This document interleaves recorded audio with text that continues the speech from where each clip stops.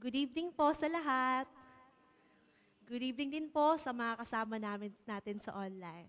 Tonight, I want to start with a question. Naranasan mo na ba ang pakiramdam na ginawa mo ng lahat pero kulang? We live in a world that often tells us that success is measured by something we achieve. But what if I tell you na merong mas higit sa lahat ng ating shortcomings, something that never runs out, something that never falls short, and it's always enough. And that is the grace of God. Basahin po natin ang talata for this evening sa John 1:14-16. And the world became flesh and dwelt among us. We have seen his glory, glory as of the only Son from the Father, full of grace and truth. 15, John bore witness about him and cried out, "This was he whom I said, he who comes after me ranks before me because he was before me." From his fullness, we all have received grace upon grace. Tayo po ay manalangin. Thank you, Lord. Thank you, Father. Thank you, Lord Jesus. Maraming salamat, Lord, sa gabing ito na kami po ay nagtipon-tipo to hear your word for tonight. We pray, Lord, that you open up our hearts and our minds so that our hearts will be receptive to your word so that we may see grace and truth sa iyong mga mensahe for this evening. We just thank you. We just glorify your name, O Father. In Jesus' name we pray. Amen and amen. Balik po tayo sa 14. And the Word became flesh and dwelt among us.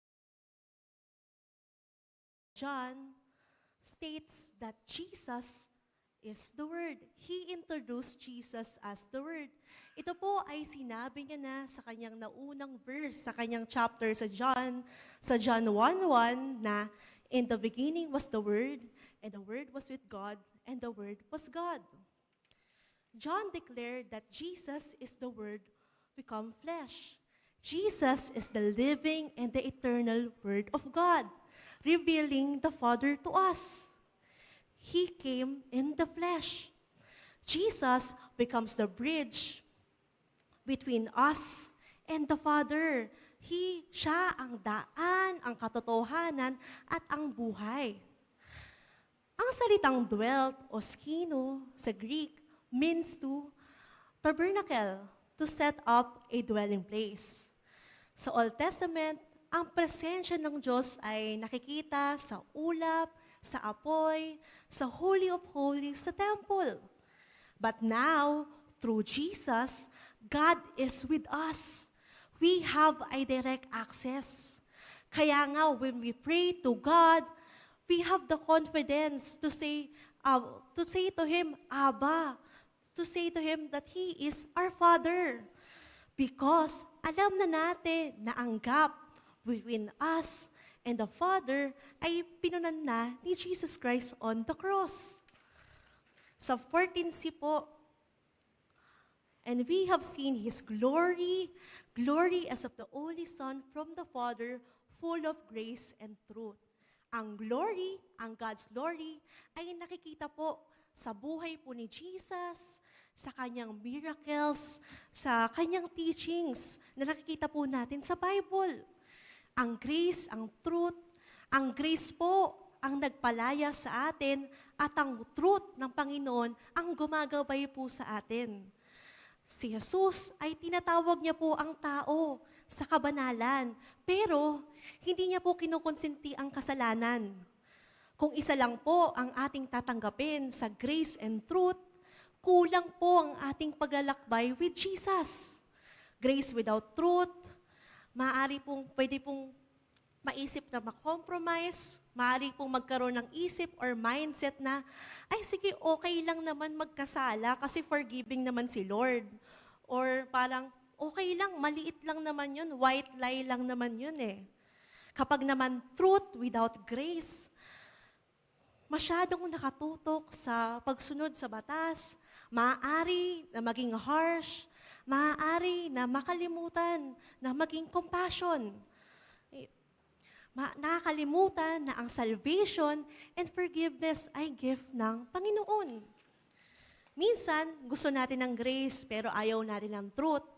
O kaya naman, minsan, mahigpit tayo sa truth pero nakakalimot sa grace. Kung mahal natin si Jesus, tanggapin natin ang kanyang grace, ang kanyang biyaya, pero tanggapin din natin ang kanyang katotohanan, ang kanyang salita. Why? Because He is full of grace and truth. Now that we understand the grace and truth, what should be our response? Ano ba yung duty natin? Basahin po natin sa John 1:15. John bore witness about him and cried out, "This was he whom I said, he who comes after me ranks before me because he was before me." Ang naging life mission po ni John ay hindi upang mag-build ng kanyang sariling pangalan, reputation, or branding. His mission is to point people to Jesus. Kaya katulad niya, tayo rin po ay tinawag to testify the Word of God, to share His Word. Hindi po upang ipagmalaki ang ating sarili, ang ating achievement, self-made, bagkus ipamahagi, i-share ang kadakilaan ng Panginoon. Bakit? Because ang mundo ngayon ay kinakailangan ng katotohanan ng Word of God. Brothers and sisters, kung hindi tayo ang mag-share ng Word of God, sino? Dapat meron tayong action. Si John, he boldly testified. Siya yung voice crying out in the wilderness. Hindi siya natakot magsalita. God is calling us to testify, to stand in His name. I believe naman na tayo ay ready and willing to share the Word of God. Amen? Amen. Sa 16 po, from His fullness, we all have received grace upon grace. Katulad po ng illustration ni Pastor sa grace, ang God's grace po flows like a wave sa dagat, patuloy at walang tigil. Grace doesn't stop at salvation. Grace sustains us, strengthens us, and guide us. At hindi lang po ito para lang sa atin.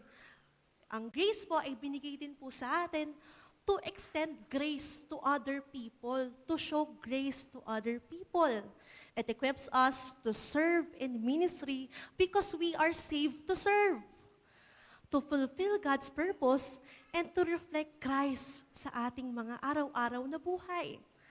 Bago po tayo magtapos, mag-recap lang po tayo. Tandaan po natin ang 3 G. Una po ay grace and truth. We should acknowledge and receive God's grace. Number 2 is go and testify. Let's share His goodness confidently. And pangatlo po, grace upon grace. Walk daily in His grace and extend it to others. Jesus is grace. Ano man po ang pagkakamali mo noon, His grace covers it. Ano man ang mga maaaring harapin natin bukas sa hinaharap, His grace will sustain you.